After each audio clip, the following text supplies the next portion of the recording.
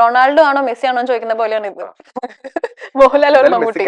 മെസ്സിനെ ഇഷ്ടം.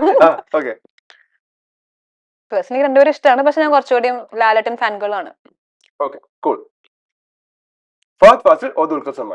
രണ്ടുപേരും എനിക്ക് ഇഷ്ടമാണ്. ഒബ്വിയസ്ലി വീണ്ടും ഒരു റൊമാൻറ്റിക് ഹീറോ ആയിട്ട് കാണുവാണെങ്കിൽ എനിക്ക് ദുൽഖർ സൽമാന് ഭയങ്കര ഇഷ്ടമാണ്.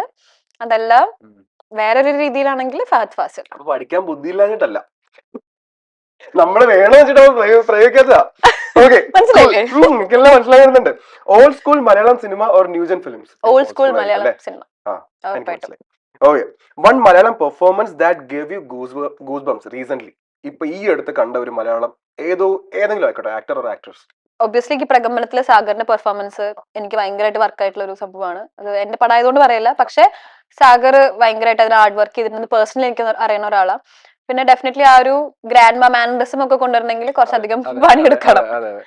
പിന്നെ സെറ്റിലാണെങ്കിലും നമ്മള് കളിച്ച് ചിരിച്ച് നടക്കും. സാഗറും അമീനും ഞാനും ഗണപതിയും ഒക്കെ ചിരിച്ച് നടക്കും. പക്ഷെ അവൻ അവന്റെ സീൻ ആവുമ്പോഴേക്കും മാറിപ്പോയിരുന്ന് അതിനുവേണ്ടി പ്രിപ്പയർ ചെയ്യും. സോ അതുകൊണ്ട് പേഴ്സണലി എനിക്ക് അറിയുന്നതുകൊണ്ട് സാഗറിന്റെ ആ ഒരു പെർഫോമൻസ് എനിക്ക് ഭയങ്കരമായിട്ട് വർക്കായി.